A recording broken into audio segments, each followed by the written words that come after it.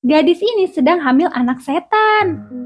Dan sekarang dia sangat kesakitan dong karena ingin melahirkan si anak-anak setan tersebut. Wanita ini meminta tolong kepada beruang putih ini. Dan si beruang pun ingin menyelamatkannya, tetapi karena ada ledakan, dia pun terpental keluar seperti ini dong. Di hari sebelumnya, para penduduk telah menyelamatkan seekor monster. Dia bermuka jelek dan memiliki warna merah di sekujur tubuhnya. Monster itu mengeluarkan bau yang sangat busuk dan juga menjijikan. Beberapa warga tidak setuju dengan keputusan kepala desa yang membawa monster itu ke kuil Buddha untuk dirawat.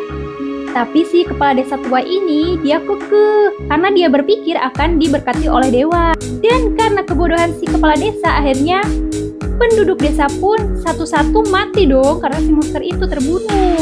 Sampai si biksu ini pun dia memohon tidak berhentinya berdoa kepada dewa untuk dilindungi.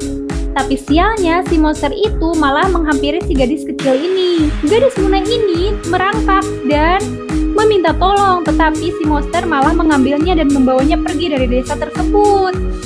Dan dari kejadian itu, si monster sesekali datang ke desa untuk menculik para gadis muda yang ada di desa. Dan ketika gadis desa terakhir diculik, si kepala desa ini sadar dong akan kehancuran desa mereka tersebut. Di lain hari ada dua pemuda yang sedang terluka dan mereka singgah di desa tersebut. Di sini kepala desa memohon kepada kedua pemuda itu untuk membantu membasmi si monster. Tak disangka ternyata mereka terluka karena melawan monster tersebut dong, dan mereka kalah. Di sini anak kecil ini mendengar percakapan mereka dan dia pun berlari ke hutan belantara karena dia bingung dan pasrah.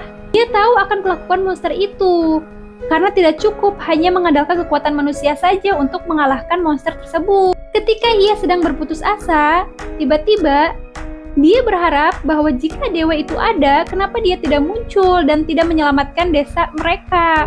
Ketika gadis itu sedang bergumam, tiba-tiba dia didatangi dong oleh seekor beruang dari seberang. Gadis ini terkejut dan ingin berlari karena ketakutan. Tapi karena tenaganya sudah habis, dia pun lemas. Gadis ini pasrah dan juga menangis karena takut dimakan dong oleh si beruang ini.